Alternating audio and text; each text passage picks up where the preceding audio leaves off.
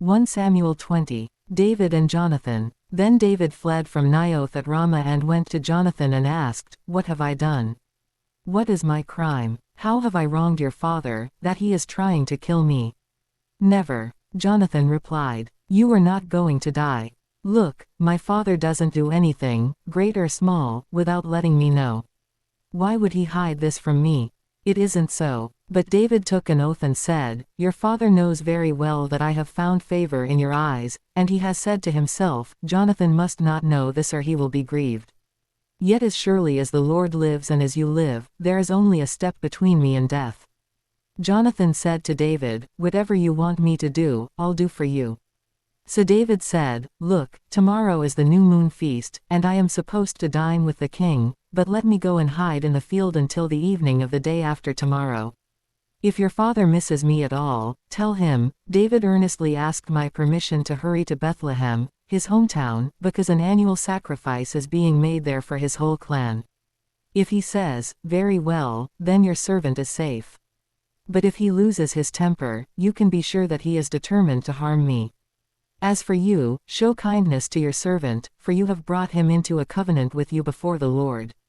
If I am guilty, then kill me yourself. Why hand me over to your father?" "Never," Jonathan said. "If I had the least inkling that my father was determined to harm you, wouldn't I tell you?" David asked, "Who will tell me if your father answers you harshly?" "Come," Jonathan said, "let's go out into the field." So they went there together. Then Jonathan said to David, "I swear by the Lord, the God of Israel, that I will surely sound out my father by this time the day after tomorrow. If he is favorably disposed toward you, will I not send you word and let you know? But if my father intends to harm you, may the Lord deal with Jonathan, be it ever so severely, if I do not let you know and send you away in peace. May the Lord be with you as he has been with my father. But show me unfailing kindness like the Lord's kindness as long as I live, so that I may not be killed, and do not ever cut off your kindness from my family, not even when the Lord has cut off every one of David's enemies from the face of the earth." So Jonathan made a covenant with the house of David, saying, "May the Lord call David's enemies to account." And Jonathan had David reaffirm his oath out of love for him, because he loved him as he loved himself. Then Jonathan said to David, "Tomorrow is the new moon feast. You will be missed, because your seat will be empty. The day after tomorrow, toward evening, go to the place where you hid when this trouble began, and wait by the stone easel. I will shoot 3 arrows to the side of it, as though I were shooting at a target. Then I will send a boy and say, 'Go, find the arrows.' If I say to him, 'Look, the arrows are on this side of you, bring them here,' then come, because, as surely as the Lord lives, you are safe, there is no danger. But if I say to the boy, 'Look, the arrows are beyond you,' then you must go, because the Lord has sent you away. And about the matter you and I discussed, remember, the Lord is witness between you and me forever."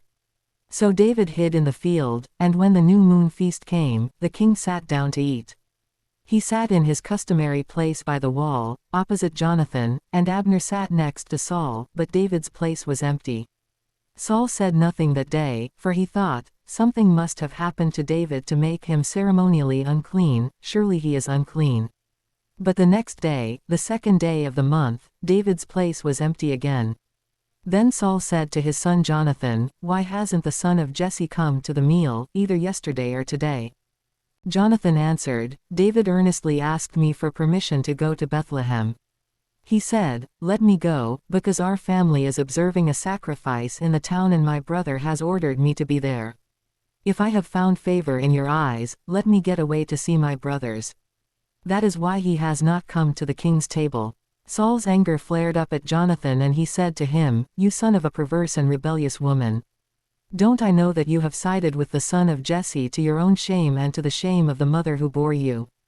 As long as the son of Jesse lives on this earth, neither you nor your kingdom will be established.